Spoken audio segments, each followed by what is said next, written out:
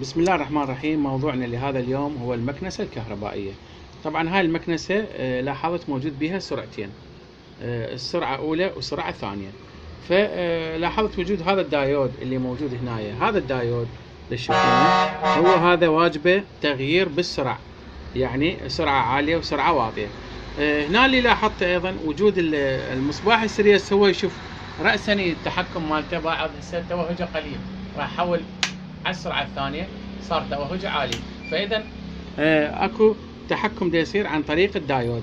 فهسه راح نشغله ونشوف ايش دا يصير بالفولتية، يعني طريقة التغيير بالفولتية. راح نشغلها وراح اشوفكم قبل وبعد الدايود، لانه ما راح اقدر احكي بالفيديو، بس حتى تنتبهون عليه.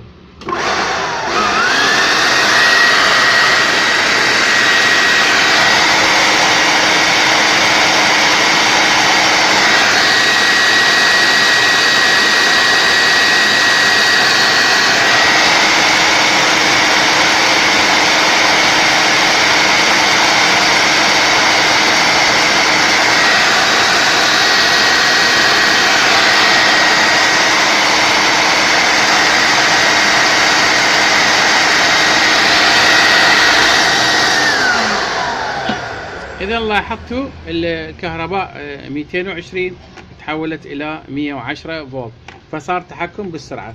هاي المكنسة سرعتين، فحبينا نوضح لكم طريقة اشتغالها. وهسه راح نشوفكم الدقمة مالتها أو المفاتيح الاشتغال مالتها، سرعة أولى وسرعة ثانية. هاي مفتاح التشغيل مالته. زين عيني، هذا السرعة الأولى والسرعة الثانية. هسه راح أشغل لكم إياها مرة ثانية حتى تشوفوها.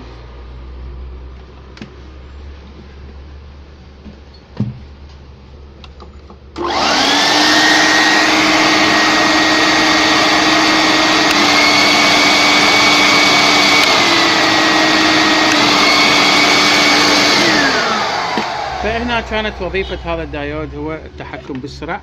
وتشوفون هاي المكثف هنا مخليها على خط 220، هاي حتى تمتص لنا الشرارة اللي يصير، حتى لا تأذي لنا الأجهزة الكهربائية اللي عندنا بالبيت مثل الستلايت أو التلفزيون أو أي شيء.